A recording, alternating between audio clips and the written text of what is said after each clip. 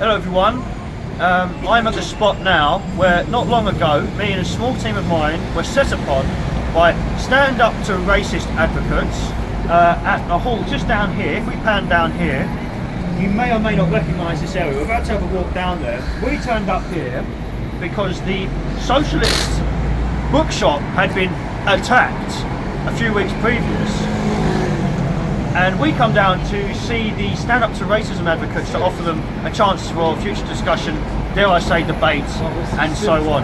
And we was met with no less than utter violence. So now, if we ever walk down here, we'll see this hall, which will match up with our own videos, and you'll recognise the people and the wrong-uns that instantly recognised us, and instead of asking us what we were doing there, instead of us allowing us in, instead of giving us their leaflets, they instead waved out Antifa members. Bear in mind that this company, or whatever you want to call it, has been established by Diane Abbott, the Shadow Home Secretary of Labour. Well, let's go have a look. Let's go have a look. I completely concur. Let's roll. This is the way we walked.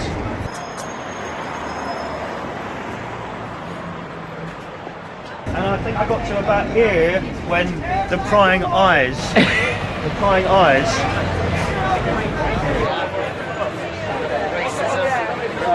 This is the door where you'll see these so-called Stand Up to Racism members turn around and flag out their Antifa bots, right? And these people in the following weeks were making it clear that it was Antifa via Twitter, via any form of social media. It was all over their Facebook groups like Things That Annoy Me, all these sort of far-left, lunatic, degenerate groups. And as we've approached here, their love for me became obvious, and they're only human. I have to say this to all lefties out there, you are only human in adoring me and having admiration for the great Vin. We just come to talk. Apparently we're not allowed to talk to people anymore. But they do like to close down speech, don't they? Talk to me. And what happened here was an altercation that didn't need to happen. I came and spoke to Paul Sillitt, who actually put a comment of me out in the Daily Mail accusing me of targeting lefties that had them attacked when he has been seen countless times recruiting for Antifa. So what happened is, out of shot here, violence started happening in this area here. And as we turn round, my friend was heavily smashed into this by hordes of men. And we found ourselves the other side of the road with all this traffic stopped. Bear in mind that in the footage you see from them, this area's not in it. We've got two videos which we'll be matching up now with this footage of this area, which for some suspicious reason they've forgotten about. Now, once more, we'll look at this hall. This hall is basically advocating top wrongery. It's a socialist hotbed, and this entire area is no less than super left. And being super left in 2018-19 is unfortunately incredibly dangerous when it comes to reality and the safety of our youth and future. So let's have a look at the bookshop now. Right, so here we are at Bookmarks, the Socialist Bookshop. Let's have a little look in the window before we go anywhere. Bear in mind we're in a public space. Perfectly allowed to come and film this. And what you see here is oppose Tommy Robinson, Stand Up to Racism. Okay? Pan back. Okay? This isn't just a bookshop. This is something far more sinister. Come with me, let's have a look at some of the things outside. Already we've got some people that are watching me whilst I'm talking. Feel free to zoom in and pause. Let's have a look at these magazines here. Stand Up to Fascism. It comes down to what they see as fascism, doesn't it? Okay? Feel free to pan across all of these. Does this look like a regular bookshop? Now, this sign here, that is a very well used Antifa sign. Anti-racist, anti-fascist. That is a violent sign. Stand back. Now, we didn't even get to this point before, and people were making an outcry of a group previously to us, trying to associate us with each other, nothing to do with each other, of going in there and causing damage. I mean, from what I did see, I don't think they really did that, but all the same, you certainly confused yourself if you think that's us. But if we stand back and have a good look at this shop.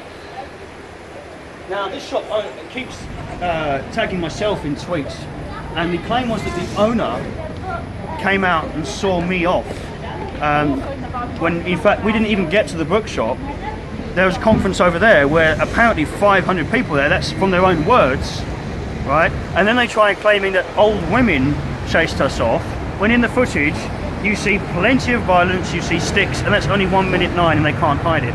So if I was yourself, I'd review this place, visit this place, and give your opinion. In fact, even why don't you make a complaint about this place to the authorities? Because I can see hate crimes in here.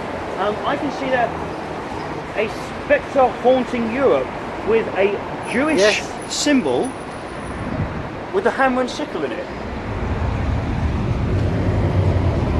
Now this looks suspiciously the feminist revolution. Revolutionary talk, that's a very, very dangerous subject, isn't it? And what we're finding ourselves in now is a place where revolutionists spoke of as a joke. They can just taking over Parliament, you know, it's a laugh. When no, in fact, it's treacherous. It's Guy Fawkes language, and it should be punished. I think I'm going to go and have a chat with them, but I'm pretty sure that they'll make a scene and start crying, so we'll find out. Hello. Hiya. Do you know the manager?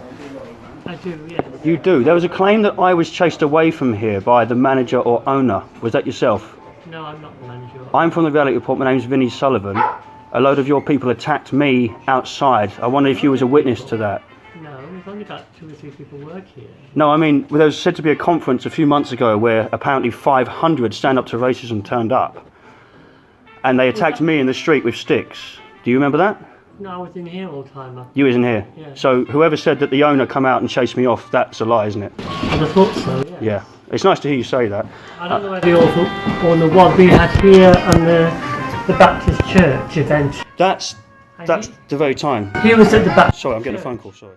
He was at the Baptist Church, I was here, but he never came back and... Oh, so you're not the owner? No, I just work here on Saturday. See, we heavily disagree with what's... Right, could you kindly leave, please? I don't understand. He's not being asked to leave. I'm asking you to leave. This is private. That's fair enough. property. If it's private property, absolutely not a Thank problem. you. Take care. And here we are, above the Socialist bookshop. Come and have a little pan down. Here we are to our lefties. Does this look familiar to yourselves? We are everywhere and we are nowhere. We see all, but we see nothing. So this is the street where you saw me moments ago, where you heard the voice note of us having a chat with these said socialist advocates, when in fact all they are is anti-white, anti-Western, hateful lunatics. As always, please think for yourself, because places like this would advocate Marxism, communism, anti-white hatred. They would advocate Europe, as in EU, and they would advocate against the West and advocate for everything that will deteriorate your normality and safety. Please think for yourself. Now that we've been lucky enough to hear myself inside the Socialist shop, if you'd like to call it that, why don't we have a look at their response to me entering this shop. Now this is truly impressive stuff. L. Ron Hubbard, any type of science fiction writer, couldn't have fabricated this on any type of LSD trip. So let's wait no longer and read out some of this professional dribble. Around 2 p.m. today, Bookmarks was visited by a person who was involved in an attempted attack on the Bookmarks Solidarity event in the summer. Notice that I wasn't named because during the voice note the person felt that I enjoyed the fact that they recognised my name, when in fact I was merely highlighting the fact that due to my name they were less willing to talk about the fact I had been assaulted. He and his 2 companions were quickly seen off the premises by the staff and our security team. No, you can hear quite clearly from the voice note that I was relatively polite and there was no security team. I left exactly when I was asked and would have very much liked to have received some answers. Bear in mind, I went in there to inquire about witnesses to when I was victimised, when we was attacked with weapons in the street. And because of who I am, I was told to go away. Not, oh, was you assaulted? Is there any way we can help? It was instantaneous dislike.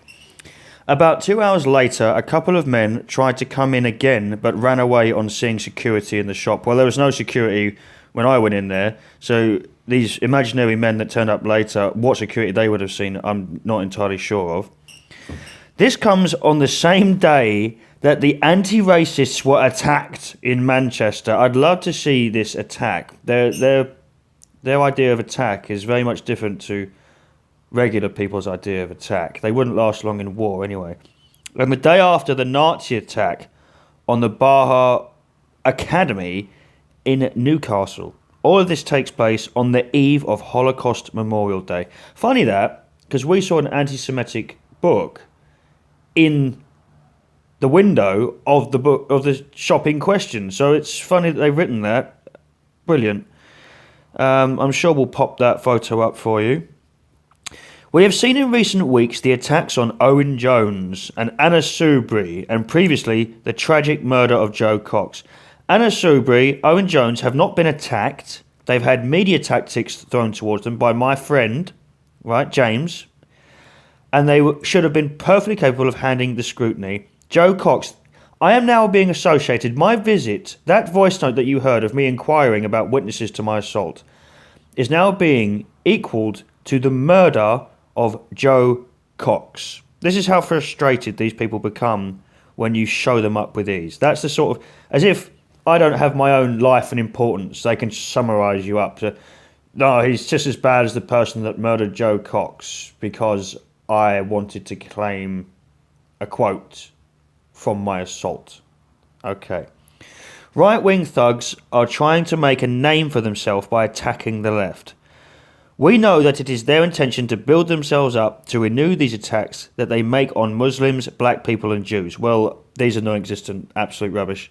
The only crimes that take place like that are said hate crimes, which are people's Facebook status and things like that, which are taken out of proportion or out of context in order to fabricate these hate crimes. So there is no anti-Jewish or anti-black behaviour going on in this country as far as I know, not from the white population anyway.